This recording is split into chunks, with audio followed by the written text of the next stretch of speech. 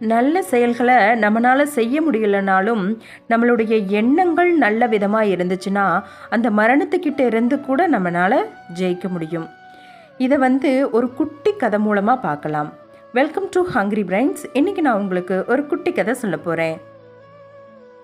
ரொம்பவும் வறுமையில் இருக்கிற ஒரு ஏழை விவசாயி தன்னோட கஷ்டங்களை எல்லாம் போக்குவதற்கு ஏதாவது ஒரு வழி இருக்கான்னு தெரிஞ்சுக்கிறதுக்காக ஒரு பிரபல ஜோதிடர்கிட்ட போகிறாரு. ஜோதிடரும் அவருடைய ஜாதகத்தை பார்த்துட்டு, ஒரு வாரம் கழித்து இதே நாள் வந்தீங்கன்னா உங்களுடைய ஜாதகத்தை முழுசாக கணிச்சிட்டு உங்களுக்கு விவரம் சொல்கிறேன் அப்படிங்கிறாரு. அந்த ஏழை விவசாயியும் சரி அப்படின்னு சொல்லிட்டு கிளம்பிட்டாரு. விவசாயி போனதும் அந்த ஜோதிடரோட மனைவி ஜோதிடர்கிட்ட கேட்குறாங்க, நீங்கள் எப்பவும் ரொம்ப சீக்கிரமாகவே ஜாதகத்தை கணிச்சிடுவீங்களே, இவரை மட்டும் ஏன் அடுத்த வாரம் வர சொன்னீங்க அப்படின்னு கேட்குறாங்க. அதுக்கு ஜோதிடர் சொல்கிறாரு, இவரோட ஜாதகப்படி இன்னும் ஒரு வாரத்தில் இவர் இறந்துடுவார். நாம் ஏன் அதை அவர்கிட்ட சொல்லி மனசு நோக்கடிக்கணும் அப்படின்னு தான் ஒரு வாரம் கழித்து வர சொன்னேன் அப்படிங்கிறாரு. ஒரு வாரம் கழிஞ்சதும் அந்த விவசாயி ஜோதிடரை பார்க்க திரும்ப வராரு. விவசாயியை பார்த்ததும் ஜோதிடருக்கு ஒரே ஆச்சரியம். என்னுடைய கணக்கு எப்பவுமே தப்பாதே, இவருடைய ஜாதகப்படி இந்நேரம் இருந்திருக்கணுமே அப்படின்னு ஆச்சரியமாக பார்க்குறாரு.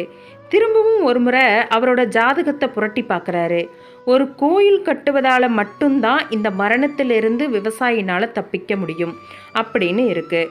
ஆனால் இந்த விவசாயி தான் பரம ஏழையாச்சே, எப்படி இவரால் கோயில் கட்டி இருக்க முடியும் அப்படின்னு ஆச்சரியமாக விவசாயி கிட்ட கேட்குறாரு.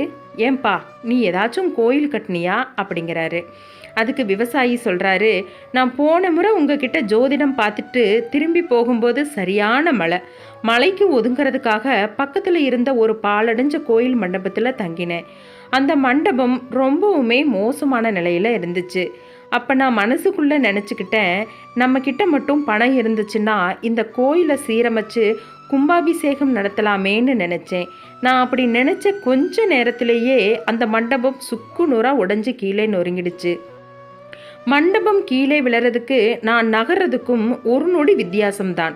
கடவுள் புண்ணியத்தில் ஒரு நொடியில் உயிர் தப்பிச்சிட்டேன் அப்படின்னு சொன்னார் விவசாயி. அப்பா, உன்னுடைய ஜாதகத்தில் போன வாரத்தில் ஒரு பெரிய கண்டம் இருந்துச்சு. ஒரு கோயில் கட்டினா மட்டும்தான் இந்த கண்டத்தில் இருந்து தப்பிக்க முடியும்னு இருந்துச்சு. நீ மனசுக்குள்ளேயே கோயில் கட்டி கும்பாபிஷேகம் செய்யலாம் அப்படின்னு நினச்சதால நீ அந்த கண்டத்திலிருந்து தப்பிச்சிட்ட. இல்லைன்னா உன் உயிரே போயிருக்கும்.